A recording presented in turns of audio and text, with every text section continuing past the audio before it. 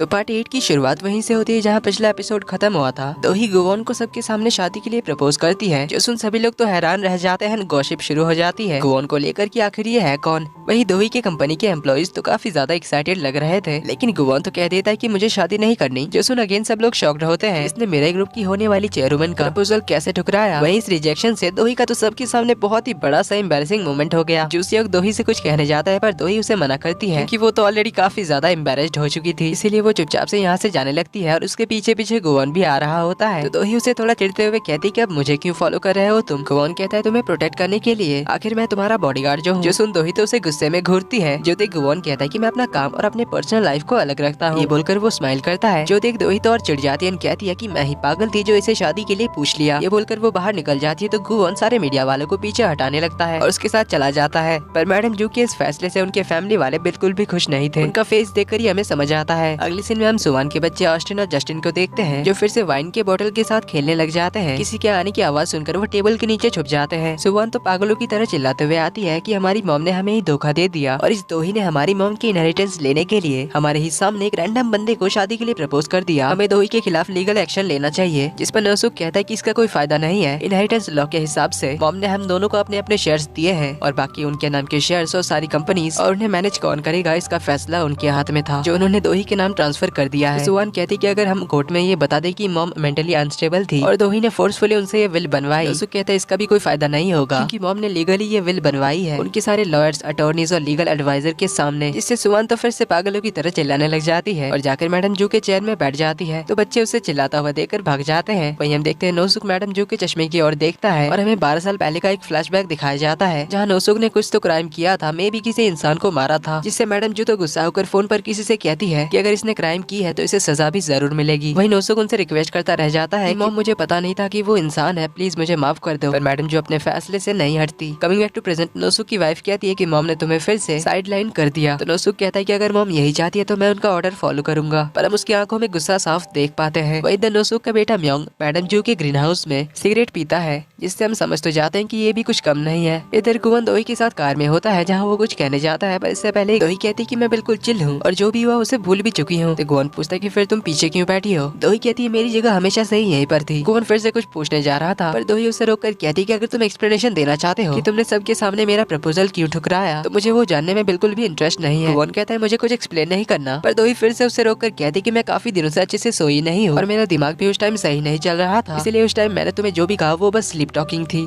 तो दोही एम्बैरेस होने से बचने के लिए कहती कि कहीं तुमने उसे सच तो नहीं समझ लिया। गुवोन पूछता है क्या उस प्रपोजल को। दोही कहती इतना ग्रैंड वर्ड यूज करने की जरूरत नहीं है, इसे हम छोटा सा एक्सीडेंट कह सकते हैं जिसके बारे में मैं केयर नहीं करती। गुवोन कहता है कि फिर मुझे कौन सी पड़ी है। जो सुन दोही तो और चिढ़ जाती है और उसकी बातें बंद कराने के लिए म्यूजिक प्ले करने के लिए कहती है। गुवोन लाइट मोड गाने सर्च करता है, जहाँ पहले गाने का नाम था विल आई गेट मैरिड। शादी का गाना सुनकर दोही चेंज करने के लिए कहती है, जहाँ दूसरे गाने के लिरिक्स भी शादी से रिलेटेड ही थे। दोही फिर चेंज करने को कहती है, जहाँ तीसरे गाने का भी lyrics will you marry me से शुरू होता है। जो सुन गुवोन कहता है कि ये इंसानों को क्या हो गया, सबके दिमाग में बस शादी की ही बात चल रही है। तो अब दोही उसे गाना बंद करने के लिए कहती है। तो वो लोग दोही के अपार्टमेंट पहुँचते हैं। निकलने से पहले दोही कहती कि आज जो कुछ भी हुआ वो हम दोनों के काम के बीच नहीं आएगी और मेरे दिमाग में उसको लेकर कुछ भी नहीं चल रहा। ये बोलकर वो जल्दी से निकल जाती है। गुवोन देखता है कि मैडम जू का लिखा हुआ दोही के लिए लेटर वहीं पर छूट गया था। इधर दोही अपने आप से कह रही होती कि मैं बिल्कुल भी हट नहीं हूँ, क्योंकि मैं सच में थोड़ी ना उससे शादी करना चाहती हूँ। वो तो बस मुझे सामने दिख गया इसीलिए मैंने कह दिया, बस मेरा और कोई इरादा नहीं था। ये कहकर वो अपने आप को दिलासा देते हुए आगे जा रही थी, पर फिर अचानक उसे गुवोन पे गुस्सा आता है। वो चिल्लाकर कहती है कि अगर तुम्हें मुझसे शादी नहीं करनी है तो मुझसे फ्लर्ट क्यों करते हो और बार बार मेरे सामने क्यों आ जाते हो। अब उसने ये दरवाजे की ओर इशारा करके जोर से कहा था। हम देखते हैं कि दरवाजे पर गुवोन आया हुआ था, जो बेल बजाने ही जा रहा था पर रुक जाता है। दोही का गुस्सा सुनकर, क्योंकि अंदर से वो गुस्से से चिल्ला रही थी कि अब दोबारा आओ तुम मेरे सामने, फिर मैं तुम्हें बताती हूँ। गुवोन तो डर के मारे जाने लगता है, पर फिर लेटर को देखकर वापस से बेल बजाने जाता है, पर अंदर से फिर से दोही चिल्लाकर कहती कि इस बार आया ना तो हाथियों पर यूज करने वाले ट्रैंक्विलाइजर गन से उसके गर्दन पे हाई डोज के साथ ऐसा मारूंगी कि उसके सारे होश ठिकाने आ जाएंगे। जो सुन गुवोन तो डरते हुए कहता है कि अभी मेरा इसके सामने ना जाना ही ठीक होगा, इसीलिए वो बिना आवाज किए गेट से थोड़ी दूर जाता है, फिर भाग जाता है। तो दोही अपना गुस्सा निकालने के बाद अपने रूम की ओर जा ही रही थी, तभी उसके घर की घंटी बजती है। दोही सोचती है कि गुवोन होगा और उसने बातें सुन ली होगी, पर वो मॉनिटर में चेक करती है तो वो जूसियोक होता है। तो अंदर आकर दोनों मैडम जू के डेथ के बारे में डिस्कस कर रहे थे। जूसियोक कहता है कि उन्होंने मैडम जू को मार दिया उस ऑडिट टीम को रोकने के लिए, ताकि कंपनी में हो रही फ्रॉड का पता ना चले, और अब वो लोग तुम्हारी जान के पीछे भी है। दोही कहती है मुझे सच का पता लगाना ही होगा, जिसके लिए मुझे चेयरमैन बनना पड़ेगा और एक ऑडिट टीम मुझे ही बनानी पड़ेगी, ताकि पता चल सके कि कंपनी में कौन फ्रॉड कर रहा है और मैडम जू को किसने मारा। जूसियोक कहता है कि तुम्हें इन सबसे बाहर रहना चाहिए, वरना तुम और और ज्यादा खतरे में पड़ोगी। दोही कहती है खतरे में तो मैं अब भी हूँ, जब तक वो कल्प्रिट नहीं पकड़ा जाता। देन कहती है कि सारी गलती मेरी है, मेरी वजह से उन लोगों ने मैडम जू को मारा। मैंने ही उन्हें तेजन के बारे में बताया, जिससे उन्हें कंपनी में चल रही फ्रॉड के बारे में पता चला और मैडम जू को रोकने के लिए उन लोगों ने उन्हें मार दिया। जुसियो कहता है कि कभी न कभी तो उन्हें सच का पता चलना ही था। दोही कहती है इसीलिए तो मैं अब सच का पता लगाऊंगी। तो जुसियो पूछता है कि फ्यूनरल में जो लड़का था वो गुवॉन, जिससे तुम डेट पर मिली थी, तुमने अचानक से उसे शादी के लिए कैसे पूछा? तुम उससे ब्लाइंड डेट पे एक ही बार मिली हो। दोही कहती है कि वो मेरे लिए ब्लाइंड डेट से थोड़ा ज्यादा है। जुसियो पूछता है कि क्या तुम्हें उसके लिए फीलिंग्स है? दोही कहती है ऐसा भी नहीं, पर उसने मुझे काफी बार बचाया है। जुसियो कहता है कि तो इसीलिए तुमने उसे अपना बॉडीगार्ड बनाया। दोही कहती है हाँ, और अभी सिर्फ वही है जो मुझे सबसे ज्यादा सेफ रख सकता है किसी और के कंपैरिजन में। ये सुन हम नोटिस करते हैं कि जुसियो का फेस थोड़ा उतर जाता है। गोन अपने ऑफिस वापस आता है तो बटलर को देखकर कहता है कि तुम हमेशा मेरी जगह पर क्या करते हो? बटलर कहता है कि क्योंकि आपका ऑफिस बहुत ही अच्छा है। देन उससे पूछता है कि ये रिच फैमिलीज का फ्यूनरल कैसा होता है, वहाँ का खाना कैसा था? गोन बताता है कि वो कोई फ्यूनरल नहीं था, बल्कि उधर तो पार्टी चल रही थी। इन इंसानों के लालच का कोई लिमिट नहीं होता। ऊपर से ये दोही मैं उसका बॉडीगार्ड तो बना, पर अब वो मुझसे शादी करना चाहती है। जो सुन बटलर तो हैरान होता है और कहता है कि फिर उस मूवी की कहानी सच है? गोन उससे मूवी के बारे में पूछता है तो बटलर उसे द बॉडीगार्ड नाम का एक मूवी के बारे में बताने लगता है, जिसमें एक सिंगर और उसके बॉडीगार्ड की लव स्टोरी थी, जिसमें पहले तो वो दोनों एक दूसरे को नफरत करते थे, पर धीरे धीरे साथ रहते हुए उनकी नफरत प्यार में बदल गई। गोन कहता है कि हमारे केस में ऐसा कुछ भी नहीं होने वाला। उसने कहा कि उसने मुझे स्लीप टॉक करते हुए प्रपोज किया था और वो सीरियस भी नहीं थी। पर बटलर कहता है कि सोते हुए और ड्रंक होने के बाद इंसान तो और ज्यादा सिंसियर होता है अपनी फीलिंग्स को लेकर। तभी वो उस मूवी का एक डायलॉग मारने लग जाता है। बॉडीगार्ड्स के 3 रूल होते हैं, बॉस को अपनी नजरों से दूर मत जाने दो, सेकंड रूल हमेशा उसके पास रहो, एंड थर्ड कभी उसके प्यार में मत पड़ना। जेसन गोवन उसे साइड हटाता है और उसे कहता है कि ये प्यार व्यार बस इंसानों का डेल्यूजन होता है। तो बटलर कहता है कि आपको तो प्यार के बारे में कुछ पता ही नहीं है। गोवन कहता है मुझे पता है, पर मैं उन बेकार चीजों में नहीं पड़ता। प्यार बस इंसानों की कमजोरी है। एक तो ये इंसान ऑलरेडी दिमाग से पैदल होते हैं, ऊपर से ये प्यार उन्हें और ज्यादा कमजोर बनाती है। जेसन बटलर कहता है कि आपको कभी प्यार नहीं मिला ना, इसलिए आप ऐसा कह रहे हो। अगर आपको वो प्यार मिलता तो आप डेमन नहीं बनते, एक गार्डियन एंजल बनते। जेसन गोवन उसे कहता है कि बहुत हो गया तुम्हारा गार्डियंस को लेकर बकवास, अब जाओ और अपने काम पर लगो। मेरे टेबल पे पड़ी उन फाइल्स का काम किया तूने? बटलर कहता है कि मैंने तो कब से अपना काम कंप्लीट कर लिया है, अभी तो आपका काम बचा है उन सारी फाइलों में अपनी साइन करने का। जेसन गोवन शॉकिंगली पूछता है कि क्या मुझे उन सारी फाइलों में साइन करनी है? कट होता है हमें इधर दोही के अपार्टमेंट में दिखाया जाता है। जूसियोक सोफे पर सोने जा रहा था, पर दोही उसे कहती कि मैं अभी ठीक हूँ, इसलिए तुम्हें जाना चाहिए। जूसियोक को दोही की फिक्र होती है, इसलिए वो कहता है कि मैं तुम्हें अकेले छोड़कर कैसे जा सकता हूँ, वो भी अभी इस सिचुएशन में, मैं यही हॉल पे रह जाता हूँ। दोही कहती है कि तुम्हें पता है ना कि किसी और के रहने पे मुझे नींद नहीं आती। जूसियोक कहता है कि ठीक है फिर मैं तुम्हारे दरवाजे के बाहर रुक जाता हूँ। दोही कहती है भाई मैंने कहा ना कि मैं ठीक हूँ, मुझे शायद तुम्हें बताना नहीं चाहिए था उन सब के बारे में। जूसियोक कहता है कि इस बारे में सोचना भी मत, जो भी होगा सबसे पहले तुम मुझे बताओगी। तो दोही कहती कि क्या तुम्हें लगता है कि मुझे नींद आएगी कि तुम मेरे डोर के बाहर जगे हुए हो, इसीलिए तुम आराम से घर जाओ और मेरी चिंता मत करो। तो जूसियोक फाइनली मान जाता है, पर जाने से पहले वो दोही के फोन में इमरजेंसी नंबर की जगह पर उसका नंबर डाल देता है और उससे कुछ भी हो तो तुरंत फोन करने के लिए कहता है। तो उसके जाने के बाद दोही सोच रही होती है कि अभी उसे क्या करना चाहिए, पर तभी उसके फ्रेंड्स ग्रुप में सभी लोग उससे पूछने लग जाते हैं कि वो लड़का कौन है, क्या वो तुम्हारा बॉयफ्रेंड है? तुमने उसे डायरेक्टली शादी के लिए पूछ लिया। जो सब देख दोही समझ नहीं पा रही थी कि इन्हें आखिर कैसे पता चला। पूछने पर उसके फ्रेंड्स बताते हैं कि अभी सोशल मीडिया पर यही हॉट टॉपिक बन गया है। दोही चेक करती है तो हर जगह यही न्यूज फैली हुई थी। मेरे ग्रुप की होने वाली चेयरमैन को एक लड़के ने उनकी शादी के प्रपोजल को ठुकरा दिया। जो देख दोही शॉक्ड होती है। इधर गोवन के तो हाथ दुखने लग गए थे पेपर्स पे साइन करते करते, क्योंकि वो तो हमेशा से अपने पावर से साइन करा लेता था। तो बटलर पूछता है कि फिर आपने दोही के प्रपोजल के बारे में क्या सोचा? गोवन कहता है कि मैं कोई पागल नहीं हूँ जो उससे शादी करूंगा, मैं एक इंसान का बॉडीगार्ड बन गया यही बहुत है। मैं एक महान डेमन होकर एक लो लेवल इंसान से शादी करूं, ये तो वैसा ही हो गया कि एक मीट खाने वाला मुर्गी से शादी करता हो। मुझे इंसानों का शिकारी कहा जाता है और मैं उसी से शादी करूं, इम्पॉसिबल है।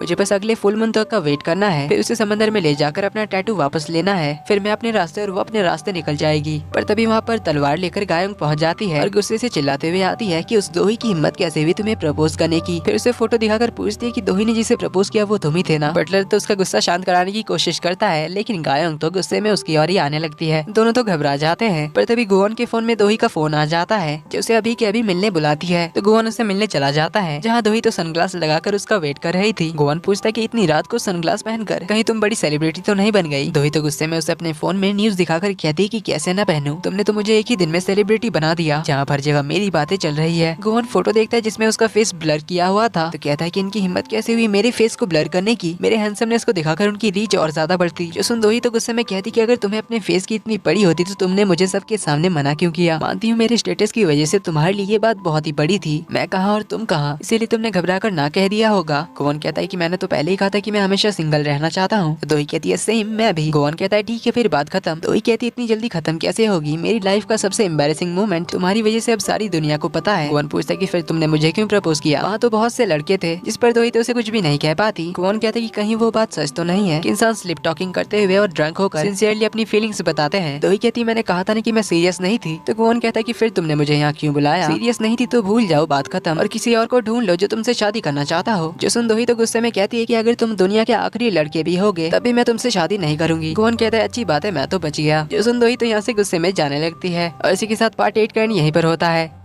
वीडियो पसंद आई तो वीडियो को लाइक कर देना। चैनल पर पहली बार आए तो do subscribe and hit the bell icon. जल्दी ही मिलते हैं अगले पार्ट में, तब तक के लिए टेक